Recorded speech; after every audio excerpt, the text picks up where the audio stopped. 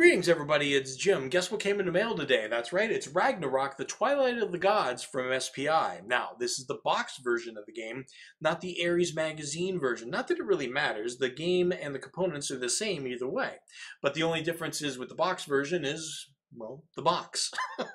And there's a die that comes with it too. Okay, so there's the box and the die. That's it. Now, you might ask yourself, why make all the fuss about the boxed version? Other than, it looks nice on your shelf. Well, the thing is, this was my first war game, and this is how I got it. I seen Ragnarok. I was 13 years old. I had been collecting since I was 6, and they were all kids' games, okay? But one day I'm going around Hill's Department Store in Erie, Pennsylvania, and I see this, and I see Illuminati from Steve Jackson Games, and I'm blown away. I've never heard of these companies before. These games don't seem kiddie at all. They're like dead serious. Well, Illuminati's not, but it was weird. And speaking of weird, actually SPI's got some weirdness too when you start looking at the boards and stuff like that. And the idea of using counters, I mean, the whole idea was alien to me. And I was so determined to learn this game because, I mean, the rules were really blowing me away, is that I took the book to a Boy Scout camp with me to try to learn it there because I knew I was going to be gone for weeks. So I knew I really had to have something to read to tide me over. Well, anyway, today I'm going to be talking to you about, no, not the Wizard Kings tutorial. Hold on. Okay, I just got done doing a video, about, I'm not a video, I'm getting set to do a video for Wizard Kings. So that's why that's there. Okay, unboxing the near mint version of Ragnarok Twilight of the Gods. Yeah. So yeah, I'll be doing a video about a tutorial about Wizard Kings. So be on the lookout for that. Subscribe so you can find out. And by the way, guys, subscribing, commenting, liking, all that stuff tells YouTube that you like my videos so they show them to others. I'm not trying to get monetized and get rich. I'm just trying to promote gaming, okay? So like, subscribe, comment down below. Oh, anyway, give me a second to move the camera and I'll be right back. All right, here we go. We got that. Oh, it's pretty good timing. Good shot there. Let's see. That'll be better right there. Right there. I thought I had it. Okay. Because like I said before, I'm doing this blind. So here we got, right, this is about the same condition that I had it before. It always expands a little up here. That happened to Orbit War as well. They just kind of have that kind of box. They're not firm like that. But one thing like this in Berserker, they are solid. They feel good, solid boxes. I think Berserker feels a little bit tighter, but this was good. Anyway, let's crack it open. Okay, we got some shrink wrap here. Don't need that. And here we got two dice, two nice little dice right there. Basic, a little grayed out. You can see those? That's not the camera. That's how they look. They are gray. That is really weird. Almost a charcoal. It's interesting. Okay, so here we have the counters, and these are amazingly, when I open that Starship Troopers, now here's the difference here. I open Starship Troopers, and these feel real good. I do not think I'm going to have to clip these. I already decided last time that I was going to clip counters because of Starship Troopers. I don't think I'm going to clip these if I don't see anything too wrong. Oh, come on. There we go. These are all right. Okay, there's a little frayed edge there. Maybe I will, maybe I won't. I don't know. But these have a different feel to them too. I mean, it's like the lamp. It's like a matte finish. It has a different feel to it. So I like that. So and they're clear. They're very clear, easy to read. So that's good right there. These are the Jotun, I do believe. The game's all about Odin and everybody, fighting, and Loki and all the giants. I mean, and Valkyrie and everything. And of course, there's some. It's hard to aim. It's hard to aim to get you to see these counters, but they're very nice. They're very nice and basic. There's nothing wrong. We talk about there's Facebook groups and stuff like that, social media groups about war game artwork, and I can tell you sometimes less is more, and these are just clear and easy to read right off the bat. That's one thing I can say about them. So there's that. Now here's the rule book. There's not much to the game past this, folks. And the rule book's in nice condition. And this is, you can see right here is the reason why I had to take this to Boy Scout camp, because they're unlike, I was so used to games like, kids games, and I'm like, what is this? And I could figure part of it out.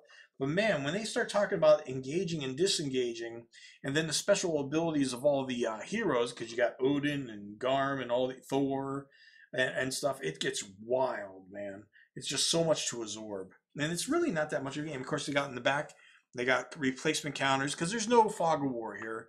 You know, that's the good thing about this. If I screw up these counters, I don't want to because of nostalgia purposes.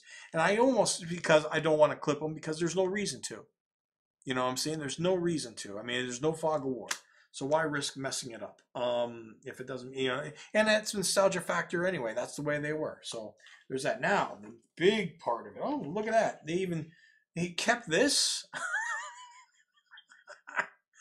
They figure some collector would want to see this. Hey, look, that's what you had these figures on. Just to let you know. All right. Now, this is the big thing. This has got to be in the best condition.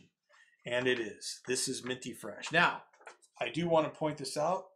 Now, this does have a little bit of a yellow line. That's going to happen on any of them, though, you know, on the crease, but that is not terrible. I don't know if you can even see it. It's not really noticeable. It's not really worried about it. You know, it's just the way it is. Now, the thing I liked about these SPI maps and why this is so special to me is because of the color schemes. And I talked about this in other videos. I think I talked about it in my Starship Troopers video about the color palettes that they had to use in printing. You know, they had to be a simpler. I'm not an artist. I don't know what it is, but this is a very pretty map to me. Maybe it's just nostalgia. Maybe it's just so basic. And there's a lot of open area because really the game, you know, the guys are coming over the Rainbow Bridge to attack, right? And you can only put so many units on at a time on the Rainbow Bridge, otherwise you risk it breaking and then you can never bring anybody else over, right? And you're pretty much going to lose the game if that happens. So you really got to take your time. But it looks like everything really happens in the middle of the field here. Yeah, there's a bridge here. And it's like, I was thinking there would be a spot in the middle here if I am thinking of defense and stuff like that. I'm thinking how Asgard was going to defend. And I thought the only way they would ever want to rush if there was a patch of land out here they can get to first. You know, but right here is really where you want to defend, right across the bridge. So I don't know what the rush is for these guys. You know, I don't know if there's a time limit on the game either. I don't know if there's a turn limit. I don't know. I think it's to the death if I recall correctly. But anyway, this is a really beautiful map, and I'm going to have to definitely play it. Yep. Ooh, wait a minute. Remember how I talked about that in Starship Troopers, a smell? I think that has an original smell. It's not a smoking home, so it's not smoke. And then of course we have the reference sheet. Well, what is that? Just a basic reference sheet here. So really just get you in, it gets you basically in there. So basically, guys, that is Ragnarok. That is, I'm gonna have to look at this and get back with you and make a video about playthrough because I'm definitely going to play it. If I recall correctly, no, I do recall correctly. It's really just there's a lot of just going together and bashing each other and just seeing what happens, you know. And the gods are doing all kinds of crazy things. But I mean, for a kid, it's one of those games. Again, the battle system's not hard. And you just have to teach a kid. You don't have to have them read the rules. You can teach a kid how to play. It's simple enough.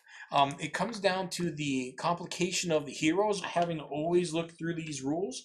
I think what would have done them good is if they actually made separate cards for all the heroes. Because what happened here, and now I'll go back over this. What I'll go back over this here is right here is a endurance chart, which basically are their hit points. Okay, they start here and they just move down and then they're dead once they get to the bottom. So there's a lot of battling with them. So it starts and ends with them really.